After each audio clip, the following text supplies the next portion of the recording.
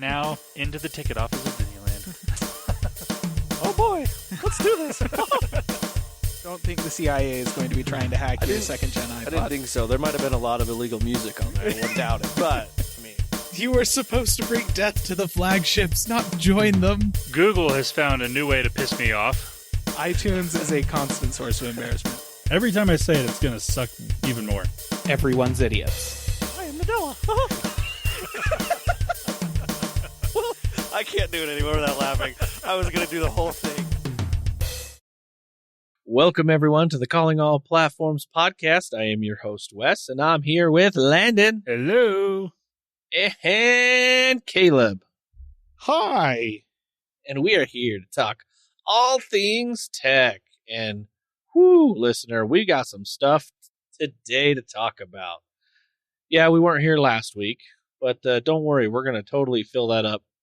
Or we're totally going to make sure that we cover last week and this week with everything that's going on, because we got a few things to talk about. So, well, let's go ahead and let's dive into it. We have an event that happened. I believe Meta Connect 2025. Why don't we get into that? Yeah, so listener, Meta, also known as Facebook, had an event where they basically talked about their newest smart glasses. You've probably heard of the Ray-Ban smart glasses that they've had for the past couple years. They came out with some new versions of them. They're fine. The event itself, like, they did a lot of live demos, or rather tried to do a lot of live demos. Didn't work out all that great.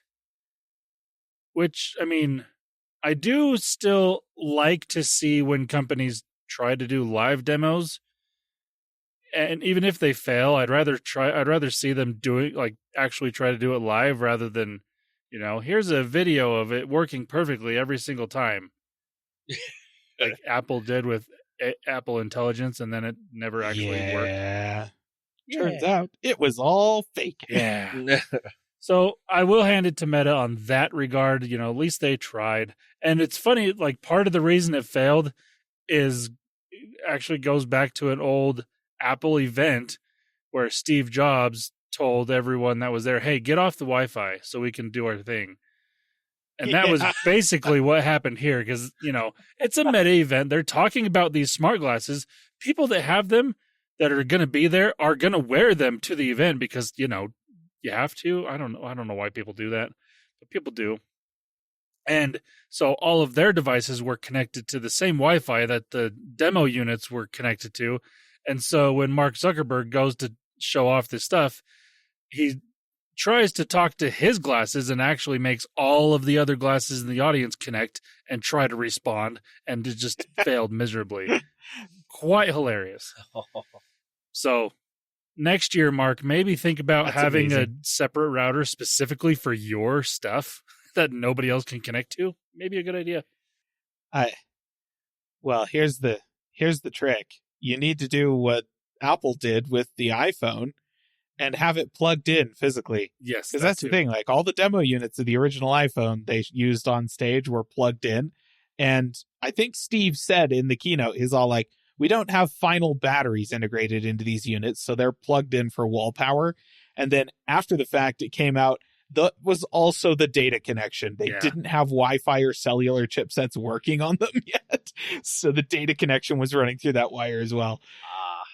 Yeah. But hey, that means no Wi-Fi concerns. Yep. True. But yeah, I had to mention it. They also came out with, going back to their regular smart glasses that are just your typical, they have a little camera, a couple speakers and microphones and whatnot. They came out with some new designs from Ray-Ban. I think they also partnered with, was it Oakley? Or I can't remember, but they came out with some ones that are like more of a sports style sunglasses that look really good. And I actually think these are probably going to be the best options to buy, because the camera is set up right at the brim of, like, where your nose, like the part that goes over your nose. So it's actually the bridge, like center point of view type videos. I think that's brilliant. And why they haven't done that before, I don't know. But I actually like that they have that version now I think those are the most expensive ones. I can't remember how much they were, like $500 or $600, which is not cheap. I think I know why they haven't done it before. Because only nerds wear these, obviously. That's fair. And if you get punched in the face as a nerd, where do your glasses break?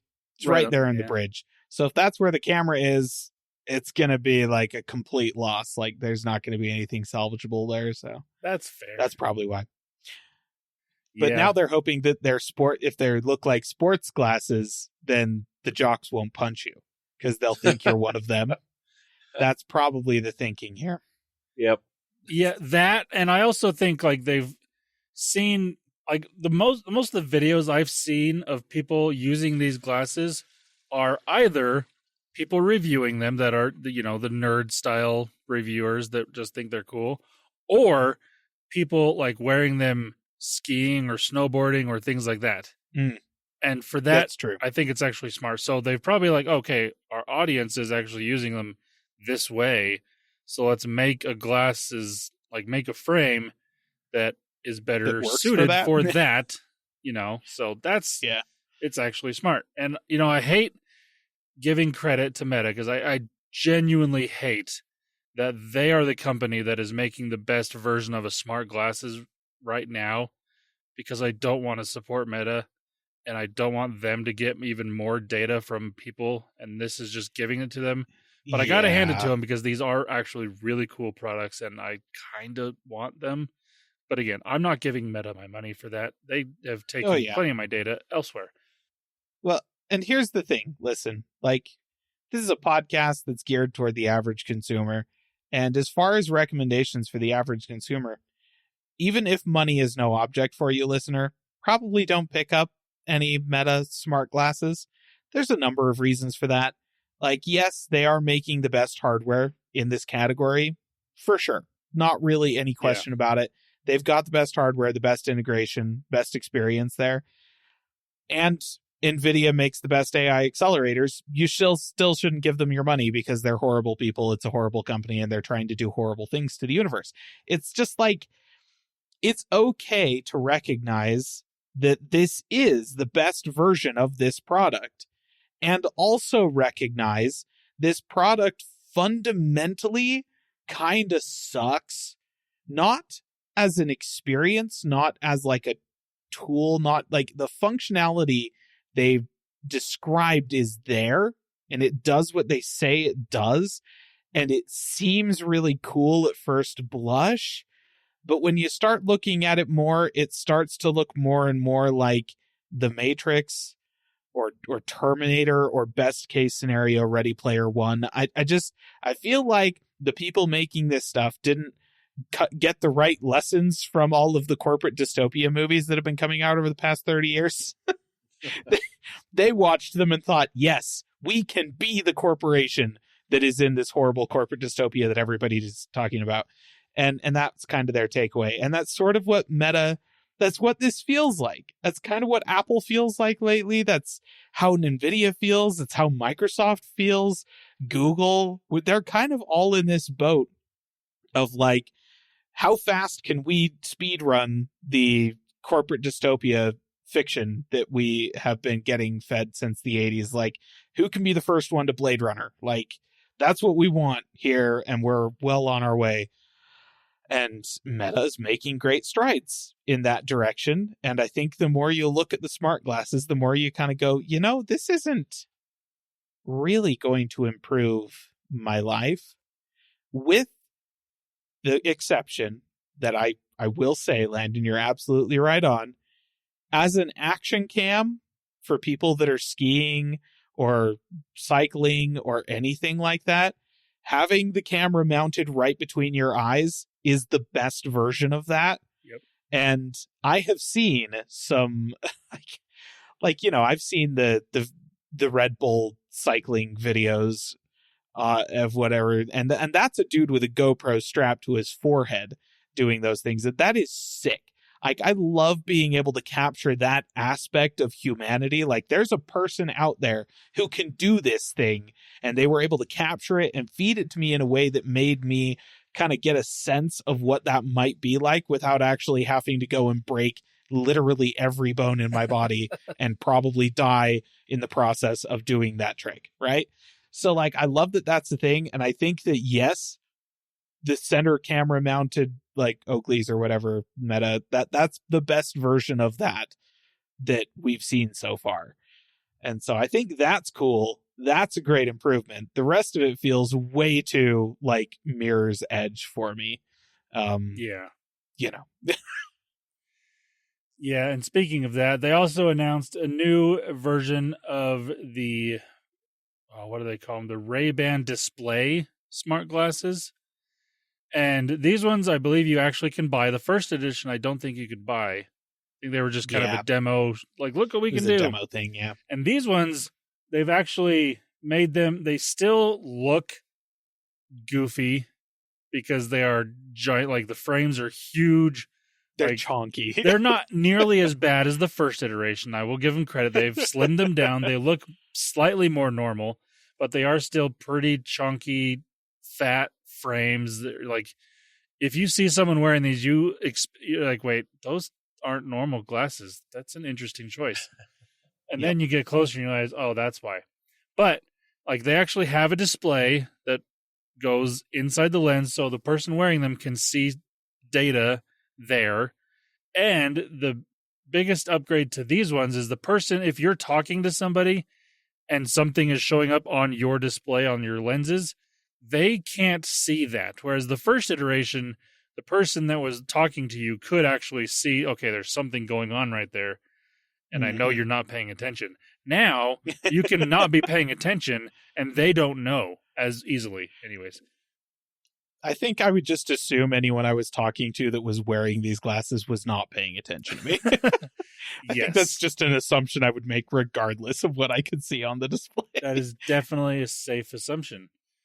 And again, I do think these are pretty cool, but it goes back to what we were saying before. I just hate that it's Meta that is coming out with the best technology in this department. It's kind of like when it comes to smart home stuff. Amazon is far and away the best when it comes to smart speakers and things like that.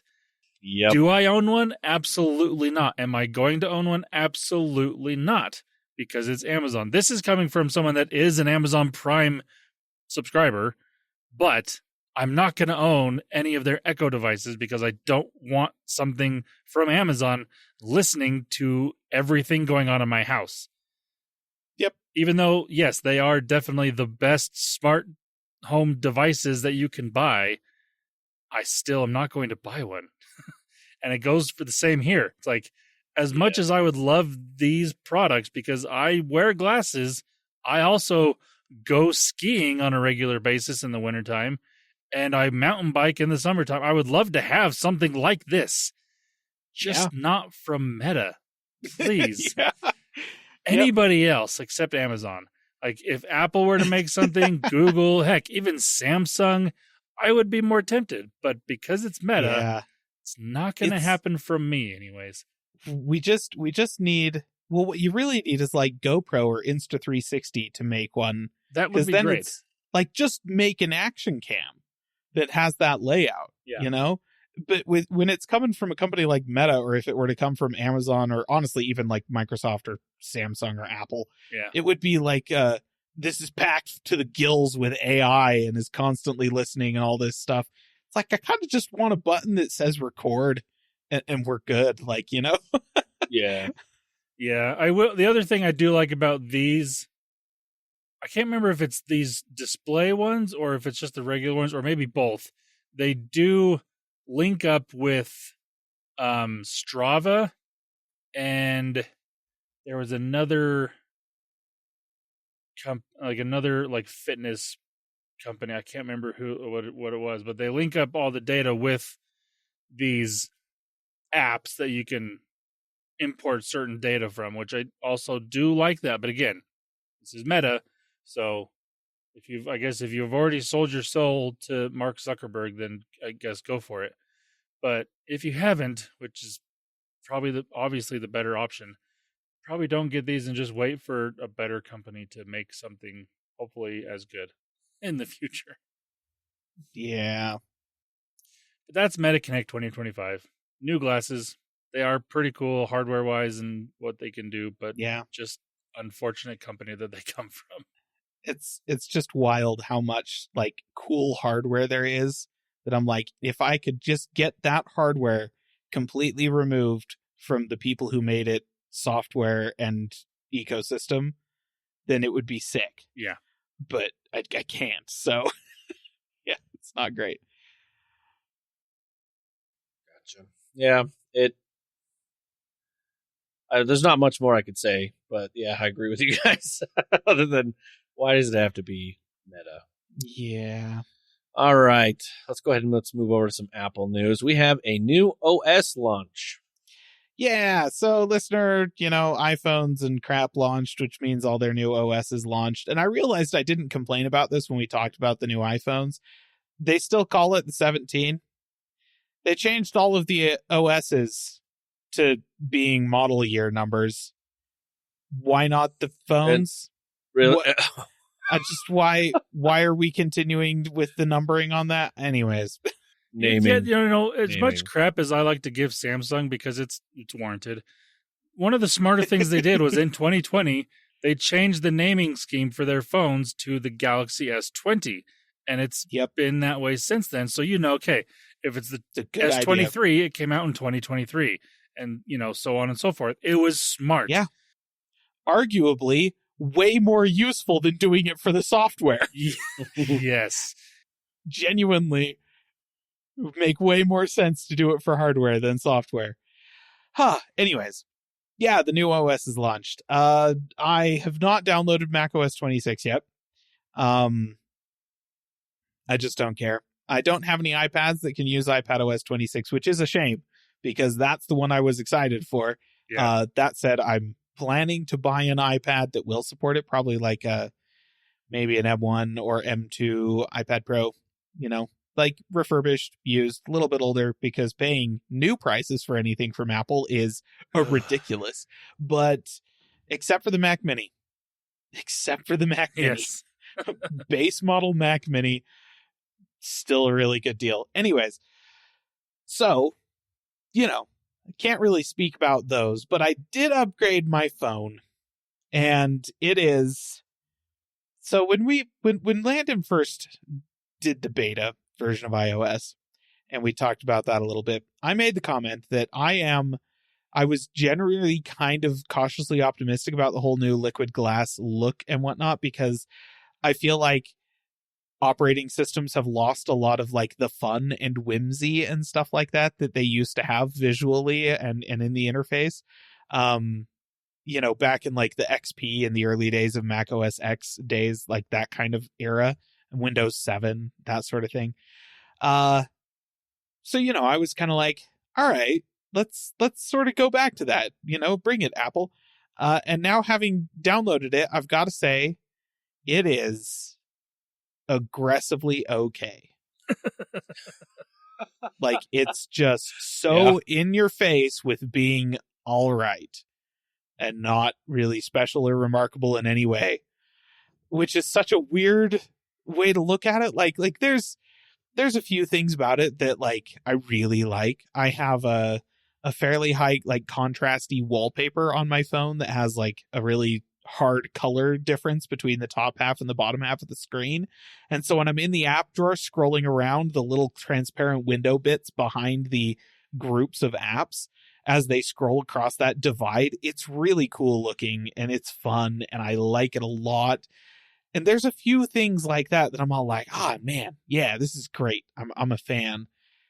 But the vast majority of it is just whatever. Like, it's just there.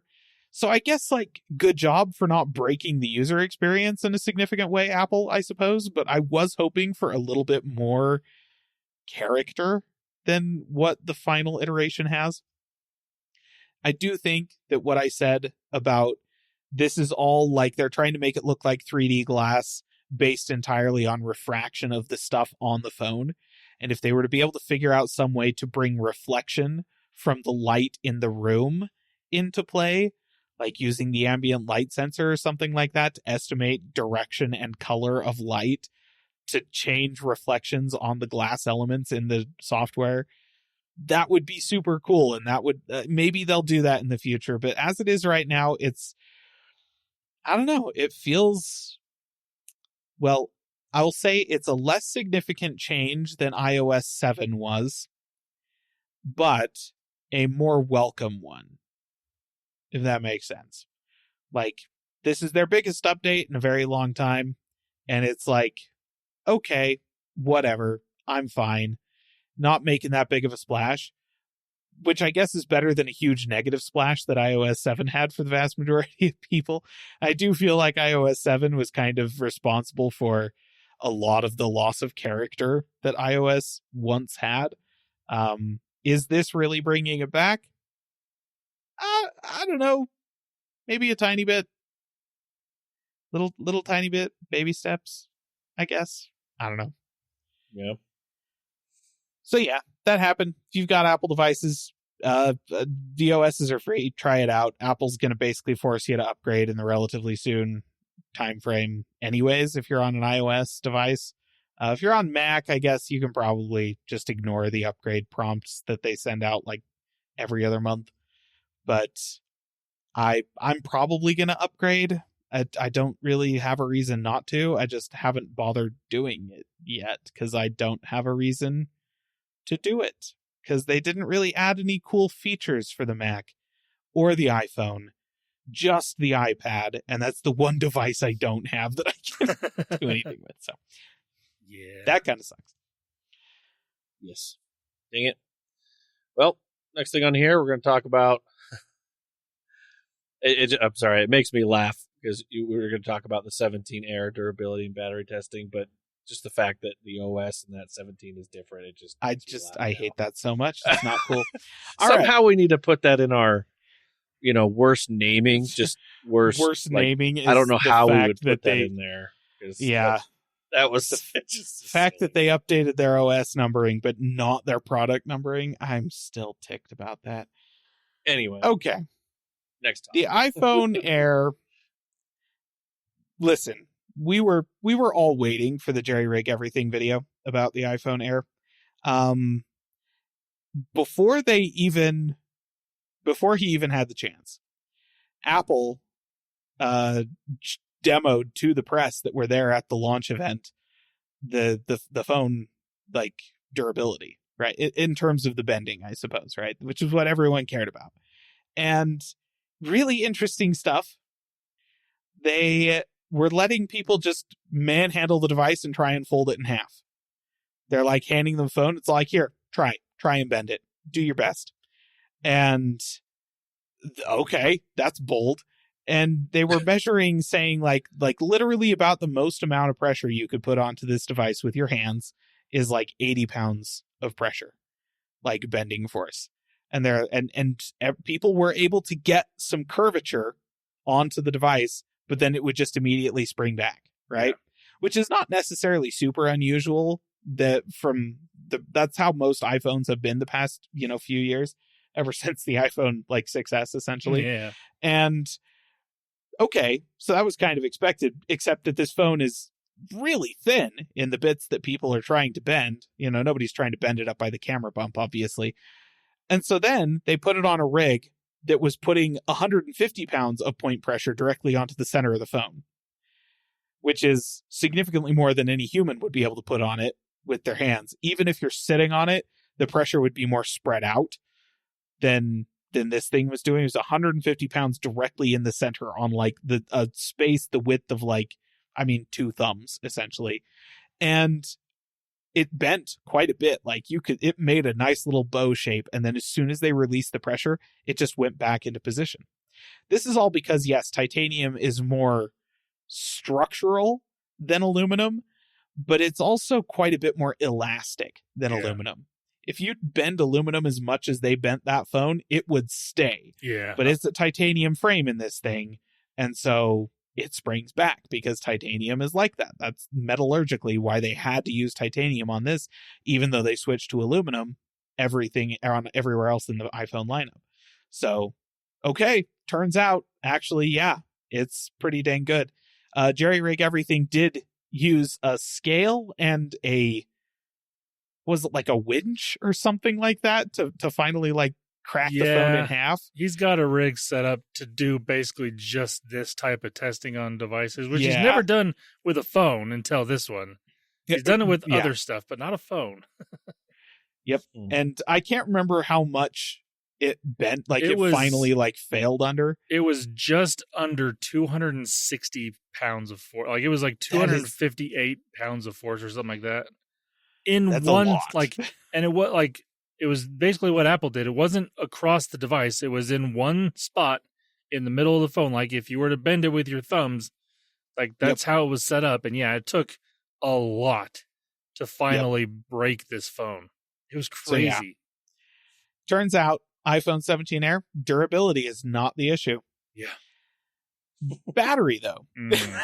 Let's chat a bit about the battery test. So here's the thing.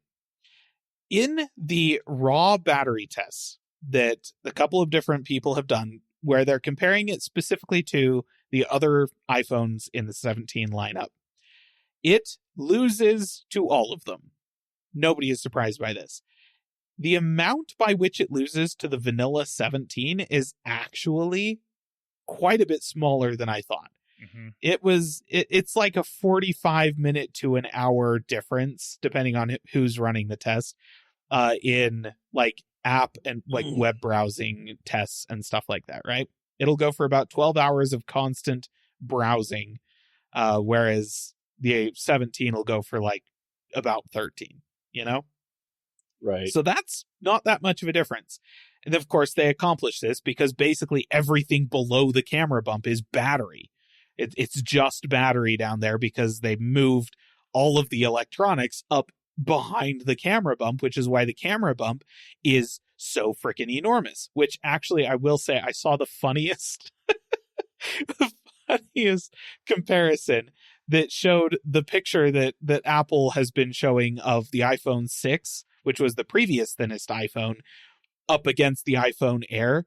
And they've got the camera bump at the front, but then they're showing it's like, okay, 5 point whatever millimeters is the iPhone Air, and then 6 point whatever is the iPhone 6, except the camera bump is right there. And they're obviously not measuring that. And so they had the comparison of that graphic from Apple, and then down below it is a graphic showing a Prius nose to nose with a semi truck, like a tractor trailer, and showing the height of the Prius as being like, oh, you know, it's like 5 feet, whatever. And then the height of the semi truck is like 4 feet, whatever, because they're measuring back by the wheels, not the rest of the truck. It's just that bit back there. And I'm like, that is what is happening here.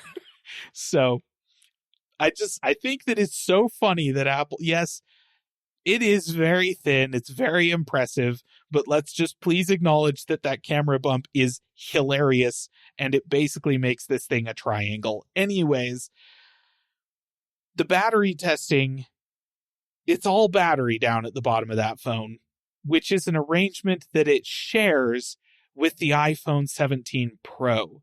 And the iPhone 17 Pro, in that same test where the 17 Air was getting 12 hours and the regular 17 was getting just under 13, that thing was getting just under 16 hours of battery, and not the Max, the regular Pro. Okay? The Pro Max was getting like 18 plus. So, yeah, turns out if you shove all of the electronics up into the camera bump and make the entire rest of the device battery, you can get a lot of battery for the quote unquote relative thickness of the device. But that means that like the regular Pros are getting battery life that's equivalent to some of those gigantic Energizer phones that we've had in the past that were like super thick at half the thickness, simply because they shoved all of the electronics up into the camera bump and made the rest of the phone a giant battery. Okay. Yeah, so I stand by what I said before. Just get a Pro. If you're at all tempted by, you know, you want a new iPhone and you're looking at it, just say, you know what, I can handle not having the thinness. Yeah. I want the 50% extra battery that I would get on the 17 Pro. And if you're one of those people that's at all tempted by the stupid battery pack that they're selling with the Air, okay, listen, it's literally just another battery from the 17. iFixit took it apart. They took it apart. It's the exact same battery. You can literally take the battery out of that battery pack and swap it with the battery in the iPhone's Air. It's a 1-for-1 match. It's the same part. The problem is, due to the Qi wireless charging standard transmission losses, you're only going to get about 50 to 60% of the capacity of that battery anyways, which means that the iPhone Air with the battery pack that makes it thicker than the 17 Pro, you'll get about the same battery life as the 17 Pro gets just by itself. And it costs the same. And it costs the same. Yep. So seriously, just buy a 17 Pro. And if you really want the battery life to end all battery life, 17 Pro Max. That thing will kill. Yeah, there's one, I can't remember where I saw it, but there was a video I watched saying the best thing that came out of the 17 Air was the battery life for the Pro and Pro Max, and the fact that they are also slightly thicker, because now that they have the really thin device, the Pros don't have to be so thin. We can get a slightly thicker phone with more battery. So yep, we do have the Air to thank for that. So there is some good stuff coming because of the 17 Air. Yeah. Well, and I will say, I do appreciate all of you listening that took into account what I was saying in our last episode about don't buy the Air, because evidently Apple has had to up the manufactured, like the requested number of devices from their manufacturing partners for the regular 17. That's been selling like way above their projections, evidently. So they've had to kick up the manufacturing on that. And I am just so hopeful that in the near future, they start dropping back the manufacturing on the Air, because everybody is buying the regular 17, or just jumping that extra $100 up to get the Pro with its vastly superior performance, cameras, battery life, screen, color selection. Literally everything is better about the Pro. Just don't buy the Air. Anyways. I mean, to be fair, that's exactly what Apple wants you to do. It is. Yeah. I feel like the Air is just here for the ads. I don't know if they kind of, did they sabotage it deliberately, or are they just stupid? It's hard to say. A little bit of both. Probably. But it could easily be either one. True. I mean, wow, kind of crazy. Is there anything more you want to say on the 17 Pro durability stuff? Yeah, one more thing about the 17 Pro durability I will say, as much as I'm talking it up. If you get the thing and you don't put it in a case, why? But also, it's made out of anodized aluminum instead of titanium. We've complained in the past about how the titanium rails on the Pros tend to scratch, like to snot. And I will say, I have a 15 Pro and I bought it used. The titanium rails came scratched. Like it's, you know, it's just how it be with these phones, I guess. Get a case. The 17 Pro has an anodized aluminum frame, which obviously is going to show scratches the same way that anodized aluminum on iPhones always has. However, of particular note is the sharp corner that they have on the edge of their stupid camera plateau thing. Because they decided not to round that off, the anodized layer doesn't stick to that edge particularly well. And so it's real easy to scuff that off. And it's the kind of thing where like jerry rig everything, obviously he scratches the crap out of these phones with a knife when he does stuff, but he was able to scratch the anodization off of that sucker with like his fingernail. It was not on there very well. And people are complaining, the people that, you know, run their phone naked are just like, yeah, after a few days of just taking the thing in and out of my pocket, I'm already starting to see fading just right on that corner. This is just a material property, like part of the manufacturing process. It is much harder to get an anodization layer to stick to a sharp corner like that on aluminum. So Apple probably knew about it, probably just, you know, we're like, you know, most people are just going to stick the thing in a case anyways. We're not going to worry too much about it. And I get it. That's probably true. I think most people that bought a Pro probably bought it alongside a case, and they're never going to even notice that this is a thing. But if you run with your phone naked and you're planning on getting a 17 Pro, just expect that edge to wear. Thanks for that image, but we're going to move on. Well, hey, to run the device naked, not. Yeah. I mean, if you want to run around naked with your phone, Just the way, that's up to you. Just the way you said that, I think you need to put that in our phrasing. Yeah, just saying phrasing. Put that in our intro. If you just want to run naked with your phone, that's fine. Anywho, let's go ahead and move on. We got some Google news here. We're going to talk about Ask Photos is now available on non-Pixel 10 Android devices. Yes, listener, this feature, as they are calling it, is Ask Photos. Kind of if you know what it is, it makes sense. It's kind of a weird name if you don't know what it is. Basically, what this is Google's photo editing features inside of Google Photos. You can now just ask it to do something. And this was a Pixel 10 exclusive for a lot shorter period of time than I was expecting. But now is available on Google Photos for anybody running an Android device inside of the US. Now it probably will go worldwide, or at least more outside the US in the future, and probably will come to iOS as well. But right now it is on basically any Android phone inside the US. And the way it works is like there's a little button down there that, or like somewhere in the editing part of Google Photos, you can just say, hey, brighten up this photo, or just make it better, or different things like that. And it'll, instead of going through all the little editing features trying to figure out what does what, if you don't know what those little things do, like if you don't know what white balance is, you don't have to anymore, because you can just ask it to do what you want and it'll make the photo better that way. And I actually really like this type of use of AI, because it'll actually make things better for the user in general. So I'm happy to see that this is now coming to more people, and I'm really looking forward to it coming to iOS, because I will try it out when it does finally come. Just hasn't come yet to my phone. Yeah. But yeah, it's a good I was feature. say, I just checked. It's not on mine either. yeah. It is a really cool feature, and this is the type of use for AI that everybody, I think, will enjoy and actually use. I feel like I need to try and start using this. I mean, I will also say you can use this to totally reimagine your photo as well if you want. So there is that option as well. But if you're just using it to make the photo actually look better, great. If you're using it, I mean, you can show off like, hey, look, I can put myself in front of the pyramids or something stupid, even though you were just in your kitchen. But you can do that. Like, listener, if that's really what you want to do with this, Photoshop's a thing, has been a thing for a very long time. Just go pick up a new skill. It's okay. Yeah. You can learn new things. You can learn. Also There true. you go. Or just, fly to Egypt.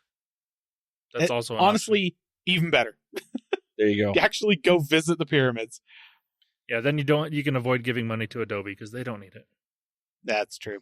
Well, in that way, you get the perspective of recognizing that there's a Pizza Hut like right across the street from the pyramids. Yeah. Like they are on the doorstep of Cairo. It is right there. That's amazing. All right. Let's go ahead and move on. We got some Microsoft news. I wanted to bring this to attention to people that still are on Windows 10. That consumers can now enroll enroll PCs in the extended security updates for Windows 10. Listener, we've been talking about this. I'm sure you're seeing all sorts of things. If you're still on Windows 10, Microsoft is trying to get you to buy a new PC to have Windows 11. The security updates will stop on October 14th, but they did come out and say that you can get into to enroll in an extended security updates for this. Yeah. Quick way to do this. Oh, sorry. I was going to say, it's like that's been a thing for a while, but previously you had to pay. Well, first you had to be an enterprise subscriber. Right. First it was an enterprise. So that was, and then they're like, no, you can have it for your home, but you have to pay $30 for it. Yep. And then they're like, you can have it for your home, but you have to sign up for backups with just backup sync with their cloud. OneDrive, So with right? OneDrive. You have to like Yep. set up backup to OneDrive syncing. And then they're like, okay, fine, you can have it for like 1,000 Microsoft rewards points or whatever. Please just like stop emailing us. Yeah. So that's basically what I want to do. I'd bring the update to you that you can enroll this, because at first it wasn't for the consumer, regular consumer. Yeah. So I figured I'd bring this But now forward. it is. So those of us, I know I had to do this for 2 of my PCs, just because, I just don't want to buy a new PC right now because it's expensive. Valid.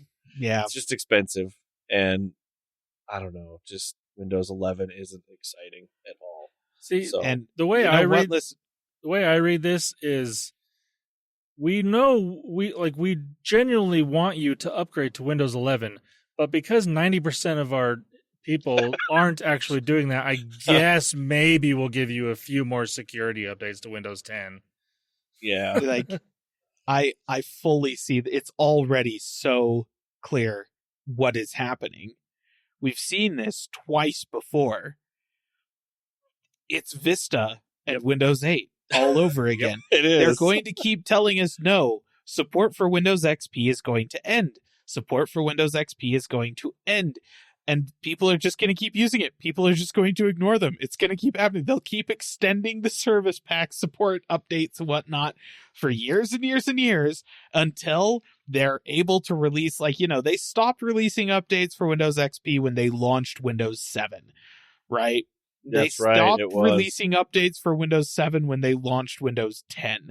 They were never able to stop during the lifetimes of these failed OSs. It's what Windows 11 is, Microsoft. Just accept it and stop telling us these lies about support for Windows 10 ending, because it's not. It's not going to until you have Windows 12 ready to launch, and we all know it. So... So And also, don't just launch Windows 12 to launch actually make it better, because people will still know. Oh, this is gonna say, this is just a band-aided version of Windows 11, which is listen, awful. if you could just make it so that your frickin' Windows Explorer doesn't crash every time I try to right-click on a file, Microsoft, then I think that would be a great step forward in the Windows ecosystem.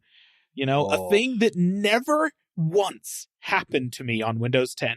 And listen, I have experienced so many crashes in Windows over the years that I'm a Mac user, right? Like, that's the reason I use Macs. But I have never once had the whole fetching Explorer crash out from under me because I right-clicked on something. Ever. This is a Windows 11 exclusive bug. yes. I hate it. Yes. So those of you like me, just let you know, Caleb did bring it up that there are three ways to enroll in this. One is you use their Windows backup app to sync to settings to the cloud, or by redeeming 1,000 Microsoft rewards points, or the original option, which is pay $30. So Yep. It's actually pretty simple to do. You go into your Windows Update, go in your settings, go to Windows Update, and it should have a thing right there in the middle. It says, hey, do you want to enroll in this? And then just hit go. And then it'll tell you your options. If you're already doing OneDrive, you're pretty much set. So I did want to bring that to the attention because, I mean, we've been talking about it with Windows 10 and people jumping ship to Linux, SteamOS, things like that. So, well, and listener, if you have just made your peace with it like I have, and just decided I'm never going to open my web browser again on this Windows PC, you can just kind of let the security updates lapse and you're good. Like, just fair. Just don't touch the internet and you're fine. Yeah, that's fair. Like, you want to keep using it to play games, that's fine. I will say, yes, you can download malware through Steam. It is possible. There was a big kerfuffle about it like a week ago, in fact, of a game that an update had been released with malicious code in it. But turns out having a fully updated installation of Windows didn't actually stop that anyways. So Yeah. it's not like it's going to be that big of a deal. So yeah, just, if all you're using is these storefronts like Steam or Battle.net or whatever, or you play exclusively old games and that's all you use your Windows PC for, you can just ignore the update prompts and keep on rolling. Yep. So, okay, let's go ahead and get into some general tech news. Oh, man. I see this word and I can't freaking say it now. What's that word? Xiaomi. Xiaomi. Oh, I was going to Thank let you. him try. Come on. I wasn't sorry. gonna try that. Xiaomi 17 series phones.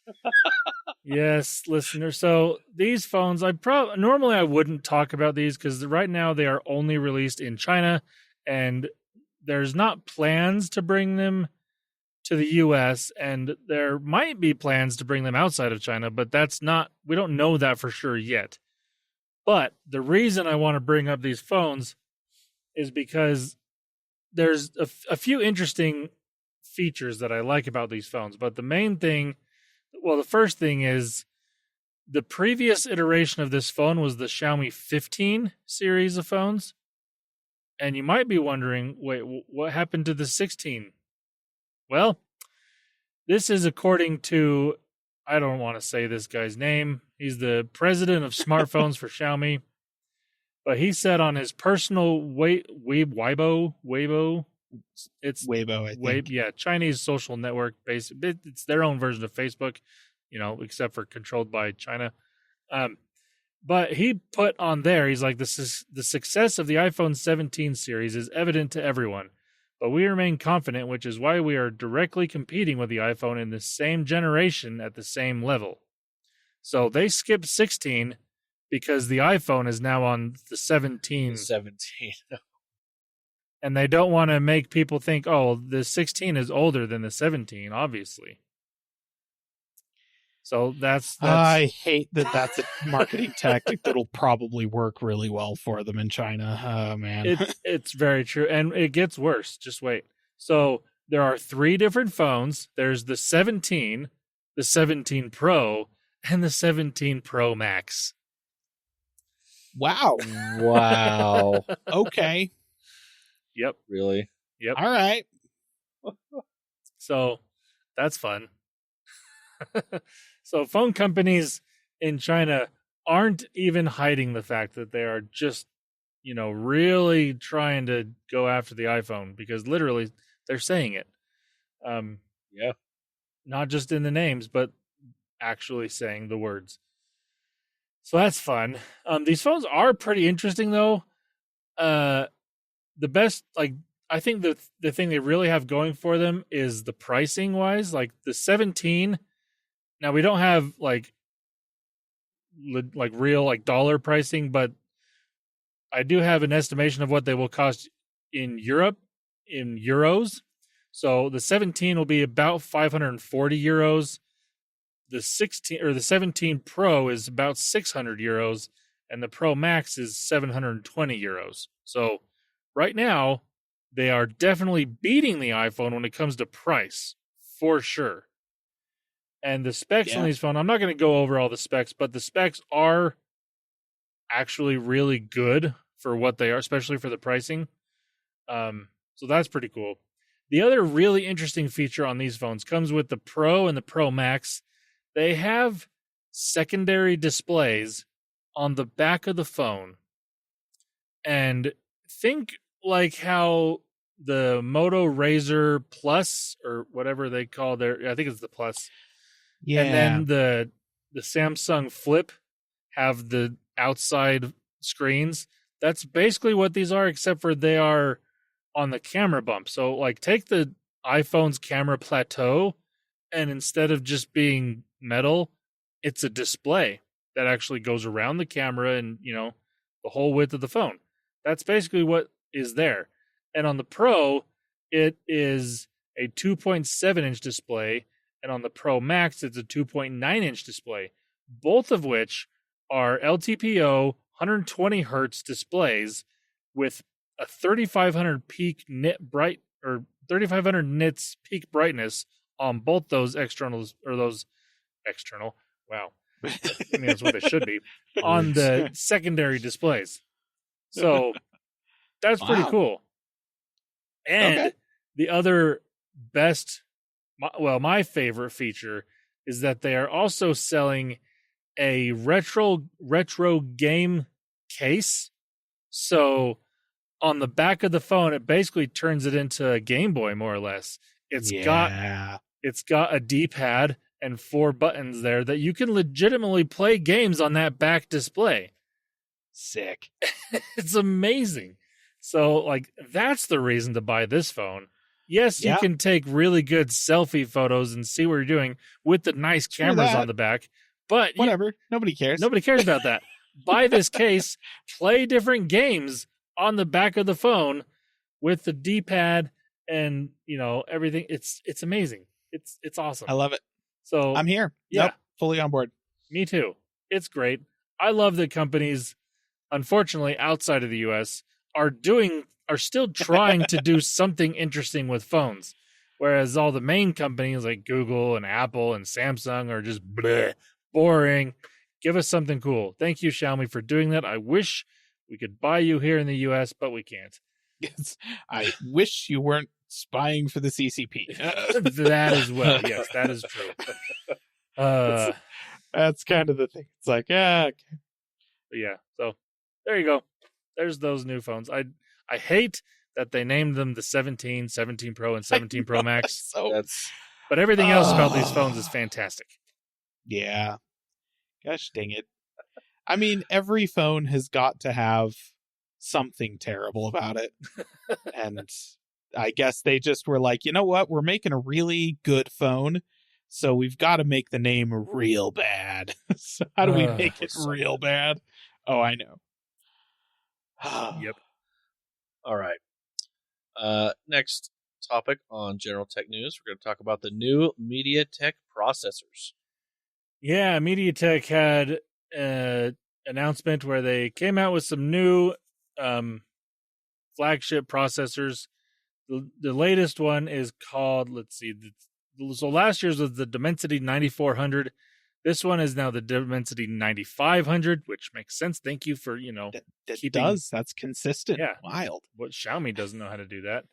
I mean, if they really wanted to do it, they could have called it the A18 or whatever, or maybe the B or, Mediatek. So it's the M. I don't know. Yeah, there you go. Wait, no, they can't use M. That's Apple already has that one. That's true. The MT8. You say something stupid. Thank you, Mediatek, for not doing something stupid when it comes to naming, because we're going to get to another company that did that. So that's the next bit of news. But this new processor, it's a Mediatek, so it's not going to actually be in most of your big high-end flagships, unfortunately. I wish there were more competition there, but there just really isn't. Qualcomm controls that for the most part. Yeah. But I do like that there is some sort of competition, at least people trying to give competition in this department. And the MediaTek flagship chips have gotten better considerably better over the years. They used to be like their main high-end flagship was like a really good mid-range chip. Nowadays, their flagship chip is actually, you could put it in a flagship phone and be fine.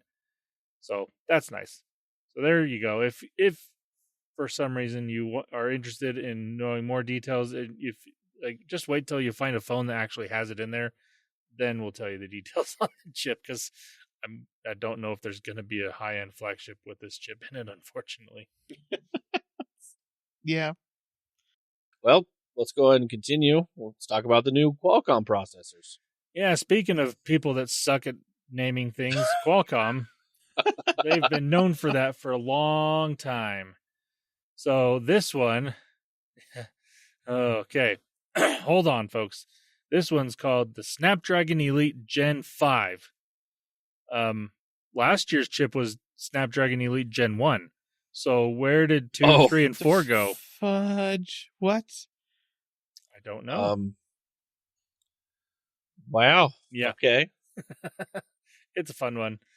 This one, they are claiming 20% boost in year-over-year CPU performance and 23% in GPU performance. They did provide some sort of, reference device to run some tests on these chips, but these are Qualcomm reference devices. They are made specifically to make these chips look really good. And based on those devices, they do supposedly outperform the A19 Pro chip, which is in the 17 Pro. But I want to wait till we actually get these in a phone that people can use, because it probably won't perform that well, because these reference phones are made to have cooling, and they're not actually running any decent software that anybody's going to want to use in real life scenarios. So we'll just have to wait. And speaking of that those Xiaomi 17 series of phones is the first phone with this chip in it. So we may not have to wait too long to get some real life testing on these chips. As long as, people can actually get their hands on that phone. That's the only downside there. But yes, I had to mention that Qualcomm did come out with some new chips. They do look pretty good. I mean, Qualcomm has been the outright leader when it comes to Android chips in phones. I can't say they're leading any sort of, way when it comes to wanting to put their chips in computers, because that was a failed experiment from Microsoft and Qualcomm. But yeah, these new chips have an even worse name than they did last year. And I mean, that's just on par for Qualcomm, good chip, bad name, Yep. Great. Tracks. Gen 1 to Gen 5, 20% increase. All right. Oh, man, when you put it that way, geez. I know. Qualcomm, what have you been doing? Oof. Yikes. That's why they skipped the other 3 generations. That's what they like had 5%, 6%. They were making these other generations. They're like, oh, these aren't actually that great. Crap, what do we do? These suck. Give us the third one. Oh, that's not any better. Fourth one. Oh, crap. Fifth one. There we go. Now you did it. There we go. Okay. Got it. It's like, Qualcomm, at that stage, it's okay to just rename the 5th one Gen 2. Yeah. Once you've decided, oh, wait, this is the one that actually is good, you can just rename it. You don't have to use the internal numbering scheme. That's okay. Yeah, exactly. We don't know. Well, speaking of things that also suck, let's talk about Amazon. Proven in court to suck. Yes. So, listener, I know I think we talked about this a while ago. So the FTC was suing Amazon because of basically very misleading and difficult ways for people to unsubscribe from Amazon Prime. The article I've never tried to unsubscribe from Amazon Prime, because they get a lot of my money because I buy a lot of stuff on Amazon. So I actually take full advantage of using Amazon Prime.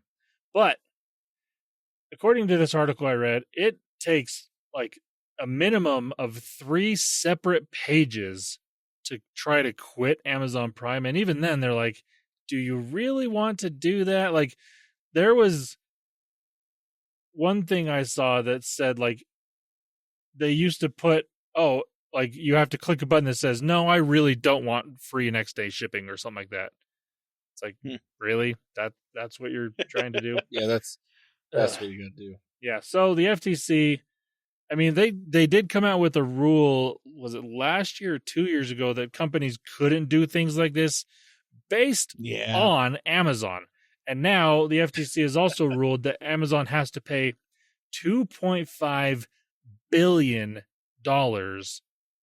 because of this. And that's the largest thing, the largest penalty in FTC history is what I'm reading, which is absolutely crazy. And it's $1 billion in civil penalties and then $1.5 billion in refunds for customers who either inadvertently signed up for Amazon Prime, because that was also, they made it super easy to sign up, but really difficult to quit. and also for people that tried to quit and just gave up on the process, more or less. Yep. I've got to say, this whole thing makes me so sad that I'm such a savvy consumer of tech because I have never signed up for Amazon Prime, and I never got tricked into signing up for Amazon Prime. Yeah.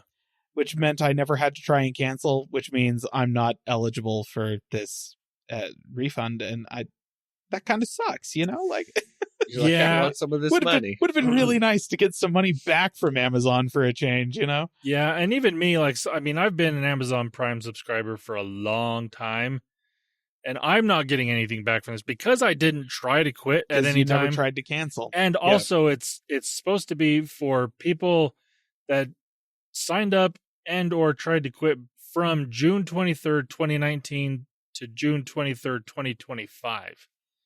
So, Yeah. I mean, it's a significant amount of time, but it definitely doesn't cover the millions of people that have tried any time before or after those dates. So, but it also says payments will be up to $51 per person, which is not insignificant. Not a ton. It's not a ton, but it's more than what most of these payouts tend to be. Usually it's like you get $5 or something like that. There's so many more people that are affected by this than a lot of these class action findings. So it's wild that the amount of money that we're talking about here. And I love it. Yeah. Finally, do something to these giant tech conglomerates. Like, yes. And the FTC also, as it says here, the FTC specifically banned the use of dark patterns that utilize misleading language, like the example I gave before. No thanks, I don't want free shipping. So when you're declining Prime setups, or signups, they can't have wording like that. So yeah, that's good. And unfortunately, I mean, yes, this is a lot of money. It's $2.5 billion is a lot of money, but for Amazon, it really isn't, because they tend to make, like this thing I'm seeing here, just in the last quarter made $12 billion in subscription revenue. So yeah, this really isn't going to hurt them that much, at least payment wise. It might kind of hurt them in the long run because it does make it easier for people to unsubscribe, but I still don't think it's really going to hurt them. They're like, and also this was the settlement. Like this didn't go fully into court because they're like, we don't want this to be worse. So we're just going to, we'll give you $2.5 billion. That's fine. Pocket change. Yeah. I mean, I will say that it is a large enough amount of money that could affect their earnings predictions for the next quarter. Yeah. Which could affect their stock price, which could result in a net loss to the company of hundreds of billions. So that would be significant. And we can only hope that that's how this shakes out. Yeah, that's true. And somehow Caleb picks up a check. If that's possible. Jeff, just throw it out there.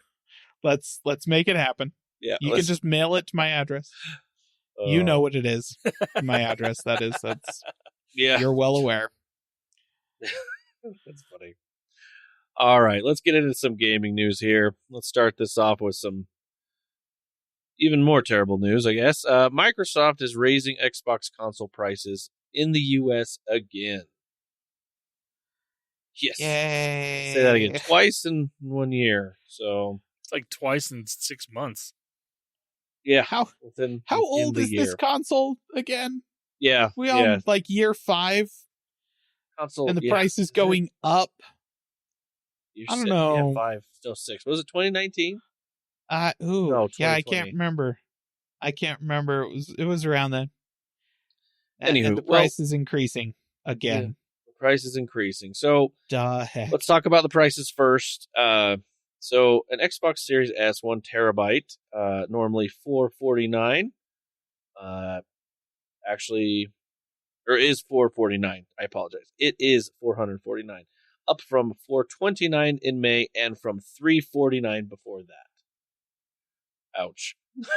The Xbox Series X digital is now $599, up from $549 in May and from $449 before that. And then the one with the CD drive, the Xbox Series X with the drive-in, $649.99, which is up from $599 in May and then $499 before that. Oh. I mean, at least Sony had the decency to give us an upgraded processor with our $700 console. True. Was it Yeah, it was the processor. Yeah, with the PS5 Pro, it's an upgraded processor. PlayStation, I think that was the winner of our last year's PSSVR thing too. PlayStation, I can't remember. Well, yeah, but no, like just the PlayStation Pro. We were whining about how expensive that thing was when it launched. Turns out that's just the price of an Xbox now. Yeah. Okay. So, but it's an Xbox, so it's fine, I guess. I don't know. So, I kind of wanted to go in and be like, okay, I wanted to find out why would they be doing this again. We'll give you some reasons. I just throwing it out there. The biggest reasons that I did find to put together, number one is they no longer, as a lot of this has said, they no longer want to lose money on console pricing anymore. So on the consoles. So before, a console used to be like a loss leader. People buy it and they make money with the software. It looks like they don't, from what it sounds like and all this that I'm gathering from other individuals that are way more respected than I am in reporting this information, talk about this. They say that that's kind of what they're looking at, that they're not looking at wanting to lose money on this. They also brought up the tariffs. So an interesting tidbit that they talked about was, iPhone, they brought up the iPhone, they brought up computers, things like that. And they said that tariffs, actually, computers and Apple and a lot of places like that got a pass from the tariffs is what they were saying. But apparently, gaming, consoles, things like that, aren't considered computers. So they didn't get a pass. So that's why that. Yeah. So that's kind of why they went this way. So that's I'm not saying it's right. The obvious thing, and this is a follow on from honestly all of their actions over the past several years. Mm-hmm. Microsoft doesn't want to make Xboxes anymore. They want to just sell you subscriptions and games. They don't want to sell you a console. They just want you to go buy a PC, buy a handheld PC, buy an Ally X or whatever. Yep. But they don't, or heck, buy a PlayStation. We don't care. Pay for Game Pass on PlayStation. That's the thing that's probably coming. 100%. I just think that Microsoft doesn't want to make Xboxes anymore. Yeah, so, I think I would agree to that to a point. I don't think, I don't know, maybe this is me just being optimistic for it, but I think that they will do another Xbox console.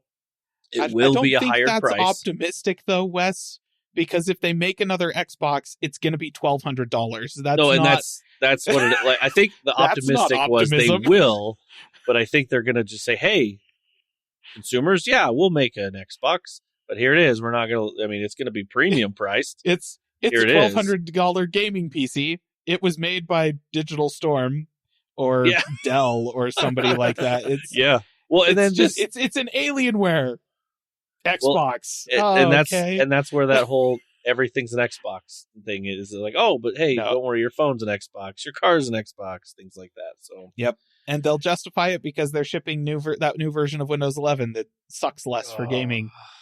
That they're shipping on the Ally X, and that's what's going to be on your console, and your console's going to be made by Alienware, and they're going to call it an Xbox.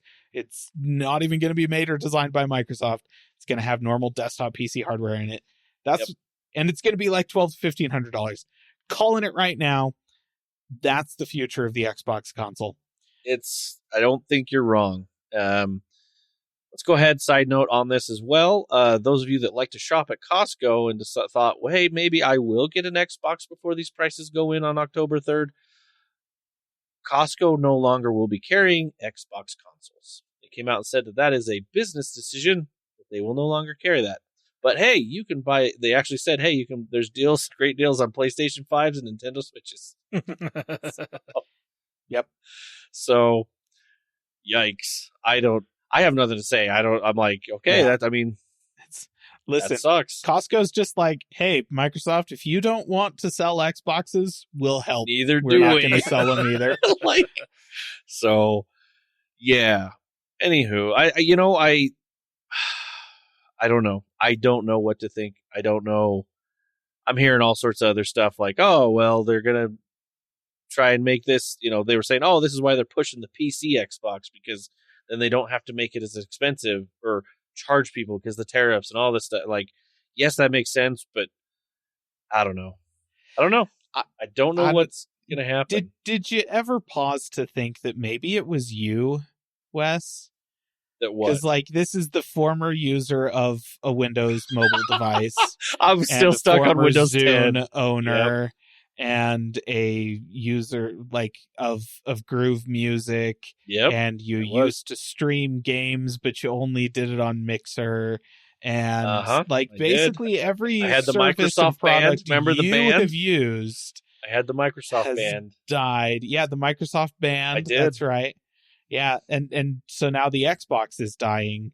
So it's just your stuff, like, really. It is. Ooh, so That's this also- means you have to buy the Meta glasses. No. Oh, do it. Yes. You can kill them. You can save us all. You can kill them. Oh gosh. Don't say that.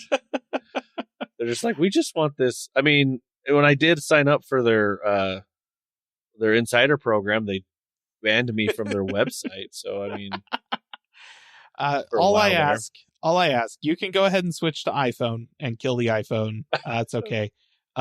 Just leave the Mac out of it. You're not allowed to ever buy a Mac. I can't buy Macs. There Dude, you go. a side note, I remember when I worked at Best Buy a long time ago, and I was such a big into PC and all this, and somebody like, I want to look at the Mac, and I'm like, sweet, I know nothing about this, and you and I are going to learn together. And I was the employee. I was like, all right, let's do this. Like, I'm down. And I still feel like I'd be that way. Because I know that what I'd want the Mac to do, but I don't know what to click to do it. Like, I know what I want it to do. That's me. Yep. That is me. So then I'd probably call Caleb, hey, I have this Mac. I want it to do this. What do I do? No, being OS ambidextrous between Mac and Windows is kind of hilarious. Because you'll see people, like, I see people all the time doing hot takes about, oh, I switched to Windows, or, oh, I switched to Mac. And it's kind of the same thing with Android and iOS, too. And every time, it's all these people that are all like, this list of things really bugged me, but I really like these things and all this stuff. I'm just like, it's just different. That's most people's main argument against the OS that they're not familiar with is it's not what I'm familiar with. And I'm always just like, okay. Yeah. This is really valuable reporting you're doing here. Like, oh, I spend a month using a Mac, and they come back and all of their notes are just like, it was hard to learn new things. It's like, okay, what? Yeah. It's like you acknowledge that it worked fine once you figured it out, and that's still your main complaint. Okay, cool. Yeah. Great. Yep. All right, let's go ahead and move to the next subject here. Hey, guess what? You can now finally pre-order the ROG Xbox Ally. So something that's interesting, this device is supposed to ship on October 16th, and this week we finally got the prices for these things. And, well, listener, that leak was not far off. Oh, so... dang it. It's about $100 more than what we had quote unquote quoted the leak. So on both. Before you go into the prices, I want to mention, I think the Xbox console price rises are to help justify these prices. There you go. There could be some crazy Satya Nadella thing with that. Like, I wouldn't put it past you. Like, I'm going to be honest. I'm a user of a lot of this stuff, and I don't know where this is all going. So, all right, let's get into this. Prices. The ROG Xbox Ally, the mid-range, or the regular, I guess we'd say, the non-X version is $599. The ROG the Xbox Ally X is $999. Yeah. So yes, you can pre-order that, and what's interesting is I believe they actually sold out of these. I hope that's because they only made 10. That's what I'm, You could look at that like many and I'm different just ways. Like, I really hope that's because they made just a tiny number of them in order so that they could say, yes, we sold out immediately, and not because there's like tens of thousands of people that are just dumb. I would go I'm with sorry, on your guys, side. the Steam Deck is on sale this week. Like, I recognize that it's way less performant, but it's $300. Yes. It's half the price of the cheaper one, and it's not half as bad. It's a little bit worse, but better in some ways, and it costs half as... What? What? Just... Oh, wow. So, yeah, and when I say that the next Xbox is just going to be a PC that costs $1,200, this is what I mean. This is, yep. I mean, this is what I'm talking about. Yeah, so I will be trying to reconfigure my gaming experiences with a lot of this because, I went to console. I was big in PC, I always updated mine. I like to build my own, get the next latest, greatest. But then I started having a family and realized I can't be doing this because I'll have to buy how many computers and latest and greatest with this. So I went to console. And it's worked for years. And it's worked great. But now I'm like, oh man, either this hobby is going to get too expensive. Yeah. Or Microsoft just needs to not do what they're doing. Anyway. Let's go ahead and talk a little bit more. Microsoft did have a couple more announcements on some games. They were over in Japan for the Tokyo Game Show. A couple things they announced. One, Microsoft Flight Simulator 2024 is coming to PlayStation 5 on December 8th. So that was just something that everyone kind of was like, well, yeah, duh. This one on there. And then the next one, the one that everyone already knew and was leaked for months now, but they finally got to Tokyo to announce that the next Forza is set to be in Japan. Yeah.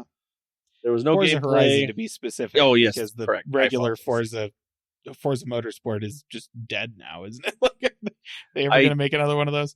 Yeah, I don't think so. I think they're I feel like they just kind of were like, Horizon sells way better. We're just going to let Gran Turismo be the sim racer thing. Yeah. That's fine. They said that this. Now, I tried to look it up, but I was like, okay, I've heard that a lot of people are like, this next Forza was supposed to be an exclusive for like a year to Xbox, and they go to PlayStation and others, but I can't confirm. So yeah, we'll see. I'm sure announcing this, I'm sure this will be out. What they always did this with Forza, where they'd announce it and then 6 months later it was out. Yeah, and they always do it in the spring. So I'm assuming they're going to start doing their marketing and push for this. So plus they just this year released 5 on the PlayStation, so I'm sure they're going to want that to cook or whatever you sell. Yeah, sell a little bit of time. Give it some time. Come on. So there you go. I figured I'd mention those, but that's kind of what happened this week with Microsoft. Like I said, they were at the Tokyo Game Show. They did talk a little bit more on Japanese and Asian developers coming to Xbox, things like that. So if you're interested in that, I would say take a look. There was just not a lot of games that I was like, oh, that's cool, or what I'm fond of, or so yeah, go take a look.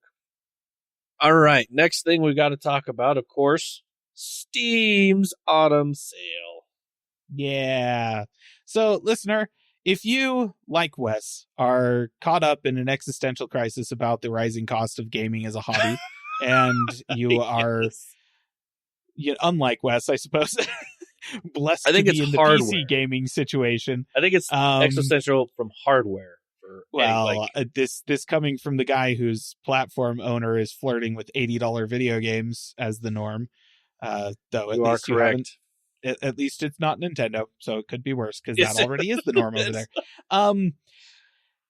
So yeah, if that is a concern that you've got, hey, I've got great news. Life is still all right over here on the PC side of things. If you can get your hands on something with an even sort of modern setup, you have literally a bajillion games, maybe not literally a bajillion, that are going to be on sale starting tomorrow as of this recording. That is September 29th. That'll run through a good chunk of the month of October for the Steam Autumn Sale. Probably everything is going to be on sale. Like, I don't know, what does my wish list consist of at this point over here? I've got the Forgotten City on there, Desecrators, Space Marine 2, Clair Obscure Expedition 33, Indiana Jones The Great Circle, Hellblade 2, Age of Mythology Retold, Helldivers 2, and some of these are actually already on sale. So yeah, I fully expect vast majority of these are fairly high profile releases.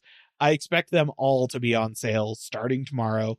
And you know what? Yeah, it's the time, right? Like now is the time to try and make your gaming hobby a little bit more affordable. Don't buy brand new games, buy them when they're on sale. Yeah, I would agree to that 100%. And if you would like them to also be DRM free, probably like the week after the Steam Autumn Sale ends, GOG will do their Autumn Sale. It's almost always like the exact same month. So there'll be a bunch of games on sale there too.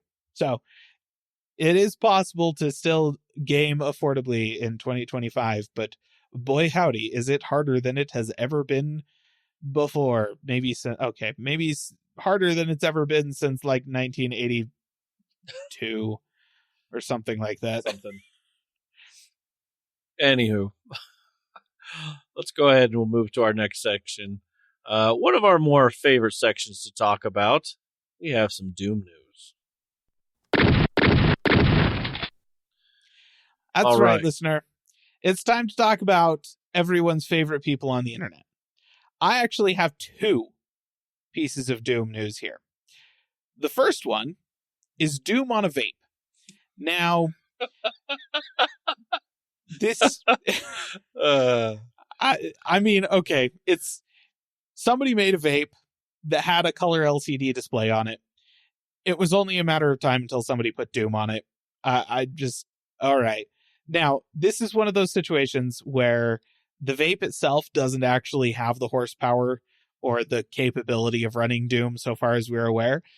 The guy who did this, similar to the pregnancy test that kind of started this whole segment, like back in 2018 or whatever, it is plugged into another device that is playing the game and using the vape as a display. So this is like tier 1 Doom modding, not nearly as like low level as it could be. We get down to tier 4 at the point where we're like fully integrating Doom onto a Pico controller that is running on a micro display embedded in a Lego brick kind of thing, like that's level 4. That's tier 4 Doom modding. This is like tier 1, right? Yep. Pretty basic, but it's fun. It's fun to see. Also, Doom on a vape. That's a funny thing to say. Doom on a vape. Is Second your vape thing, even Doom, bro? do you even Doom on that thing? I got a coworker that he does vape. I'm gonna tell him that next time. Be like, hey, is your vape even Doom? Yes, there you go. Okay, the second one. This one is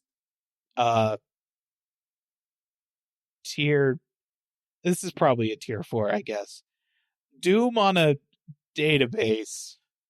So listener, if you've ever heard of SQL, yeah, that's what this is. So structured query language is a computer programming language that is designed for database management, right? One of the things that makes Doom great is that it was originally coded in very long-lasting, lightweight, and effective C, right? It is coded in C, and C is supported on so much stuff and is so easily understood and heavily taught and dissected in this day and age that it's really easy to get Doom moving around on stuff. So somebody looked at that and went, hey, you know what would be awesome? To take Doom and reprogram it using a database language that nobody uses and nobody supports for this kind of thing, because why on earth?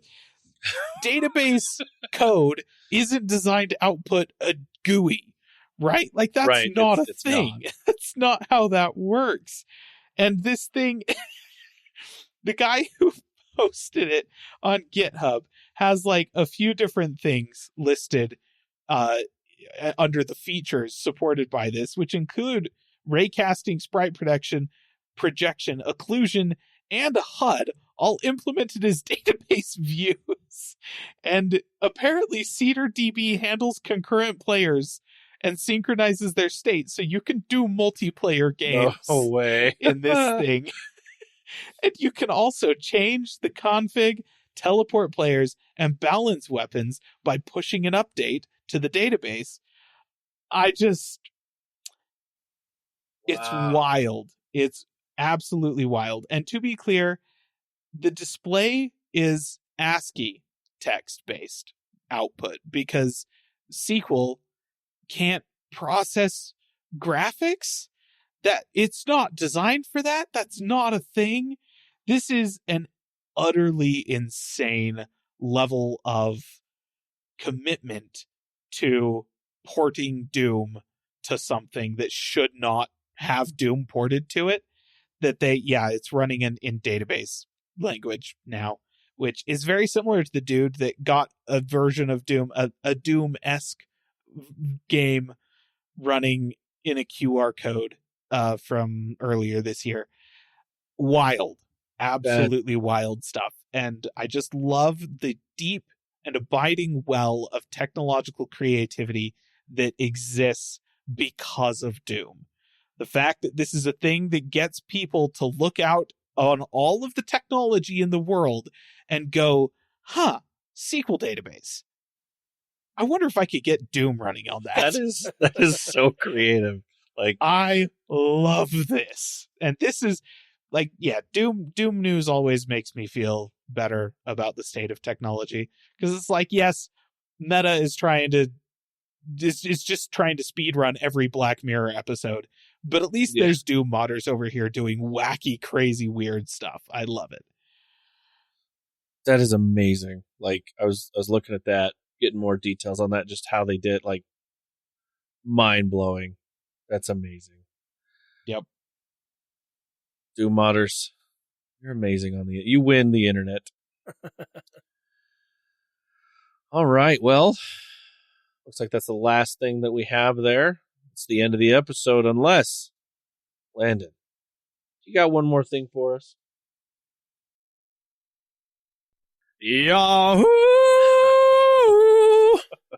There it is. Yep, I do. All So right. happy you got that. Been waiting all episode for that. I look forward to hitting that button every time because it's fantastic. It's the You're best welcome. sound clip I have on the soundboard. Amazing. I do have something, and it is also gaming news related, which hasn't happened in a while for my one more thing, so True. even more exciting. And it also, so we've been talking about all these really expensive gaming consoles. The handhelds are ridiculously overpriced. The consoles themselves are also now overpriced because they've just gone up in price for stupid reasons. But in a world where everything just costs way too much money, there are companies that are doing the right thing and giving us awesome products for also awesome prices, I should say. This is the Ayaneo Pocket Air Mini. It's a new handheld device that is made to play retro games. So, like, something I'm seeing here on this website is it is promising 4x upscaling for PlayStation 1 Nintendo 64 games and 2x upscaling for Dreamcast games. So, and it can also play NES and Sega, like all these different consoles and stuff. But it looks amazing. So I'm going to go through some of the specs here. It's nothing, like it's obviously not going to compete with even the Switch, which, we all know doesn't have the highest end of specs. Right. But it has a 4.2-inch 1280 display, 60 hertz display. You can get it in 2 different configurations with 2 gigs of RAM and 32 gigs of storage, or 3 gigs of RAM and 64 gigs of storage. One thing it does have on the Switch is Hall effect joysticks and Hall effect triggers. Something Nintendo hasn't given us yet. Oh, geez. Awesome.